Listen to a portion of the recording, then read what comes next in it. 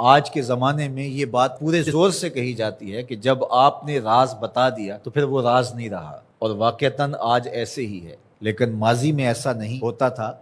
اور آج بھی جو اللہ کے بندے ہیں، جو حقیقی فلاح اور کامرانی والے لوگ ہیں، وہ آج بھی ان چیزوں کی پاسداری کرتے ہیں۔ یہ امانت ہے، اس امانت کو ضائع نہیں کرتے۔ اسی طرح آپ جو کام کرنے جا رہے ہیں، جو آپ کا ذمہ لگایا گیا، تاکہ مزدور 8 گھنٹے کی ڈیوٹی ہے تو وہ اس کے اندر کم چور بن جائے، تو وہ بھی امانت کے اندر خیانت کر رہا ہے۔ دفتری ذمہ داریاں ہیں تو وہ ان کو نہ نبھائیں، سارا دن سائلین باہر دھکے کھا رہے ہوتے ہیں اور اندر میٹنگز چل رہی ہوتی ہیں۔ آپ کو منصب دیا گیا تھا لوگوں کی ضرورتوں کو پورا کرنے کے لیے، آپ کی ذمہ داریوں میں یہ چیز شامل ہے کہ آنے والے لوگوں کی ضرورت کو پورا کریں، تو یہ امانت کے زمرے میں آتا ہے۔ منبر و محراب یہ بھی ایک ذمہ داری ہے، اس کے جو تقاضے ہیں اس کو نبھانا پڑے گا، اور اگر نہیں نبھاتے ہیں تو آپ اس امانت کو صحیح طرح ادا نہیں کر سکتے۔ تو اس سے صرف مالی امانات ہی مراد نہیں ہے، اس سے ہر وہ چیز جو اس زمرے میں ہو اس کو شمار کیا جائے گا۔ اور یہ بات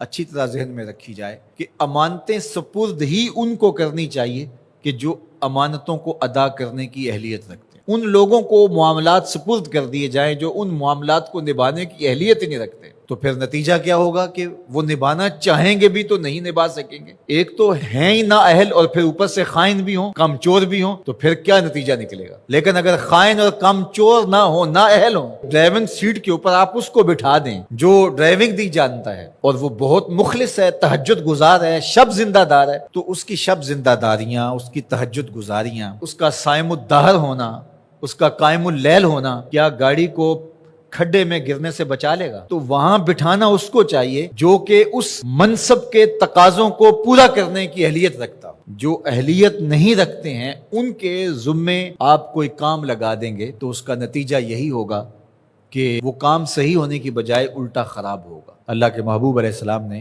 قیامت کی نشانیاں بیان کرتے ہوئے ایک نشانی یہ بھی بیان فرمائی تھی، اذا وسد الامر الی غیر اہلہ فانتظر الساعہ، جب معاملات ایسے لوگوں کے سپرد کیے جائیں جو نااہل ہوں تو فرمایا پھر قیامت کا انتظار کرنا۔ اس لیے ہمیں اپنی زندگی پر بہت زیادہ غور کرنا ہوگا، جو میرے ذمے کام ہے میں اس کو نبھاؤں اور اس کو دل و جان سے نبھاؤں۔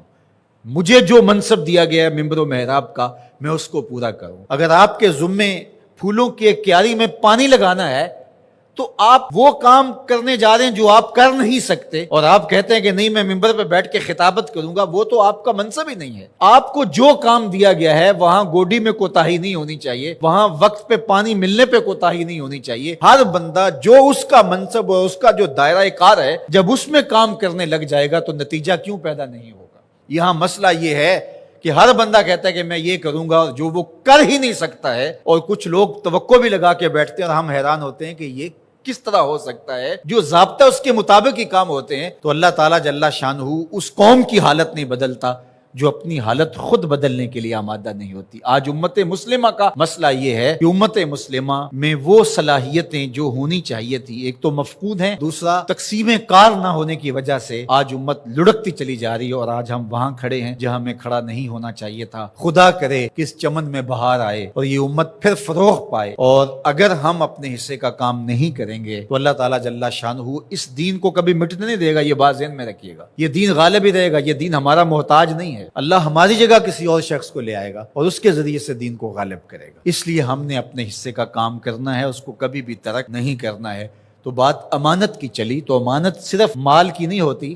آپ کے پاس کوئی گٹھڑی رکھ گیا، آپ کے پاس جو ہے وہ کوئی پیسہ روپیہ رکھ دیا تو وہی امانت نہیں ہوتی۔ آپ کی صلاحیتیں بھی امانت ہیں، اور آپ کا منصب بھی امانت ہے۔ آپ پر جو لوگوں نے توقع کی، ٹرسٹ کیا، وہ بھی امانت ہے۔ اور آپ سے کسی نے گفتگو کی، گھر کی بات شیئر کی، آپ کو پیر سمجھ کے، مرشد سمجھ کے، بڑا سمجھ کے، محلے کا بڑا سمجھ کے،